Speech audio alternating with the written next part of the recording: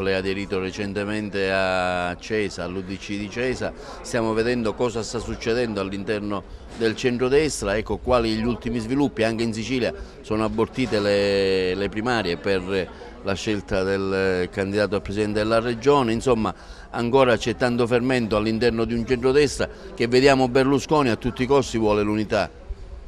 Ma è l'unico valore, l'unico denominatore comune che può avere un aggregato che fa riferimento al Partito Popolare Europeo. Ieri a Malta ce n'è stata la testimonianza, stiamo lavorando per questo progetto. C'è un progetto dei moderati che veda veramente al centro una posizione politica moderata, né con Salvini né dalle altre parti, per capirci. Su questo c'è tanta strada da fare. Io sono convinto che la Sicilia, non avendo il problema della Lega, si può e quindi diventa laboratorio di fatto se c'è una volontà ad aprire soprattutto alla società civile e non rimanere ancorati ai soliti personaggi che ormai fanno mal di pancia alla gente. Bisogna aprire in un contesto nuovo, diverso, immaginando che questa Sicilia dopo Crocetta possa essere rivitalizzata e rigenerata. Cosa hanno fatto in questi 5 anni?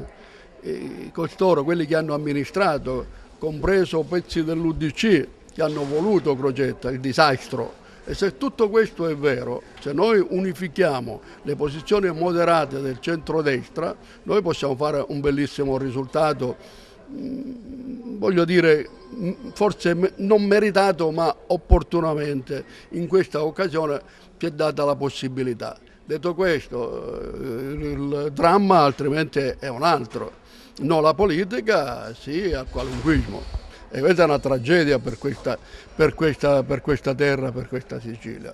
Io ci spero molto, sono ritornato nelle mie posizioni finalmente molto chiare, cioè quella di rimanere nel centrodestra. Perché sono andato via?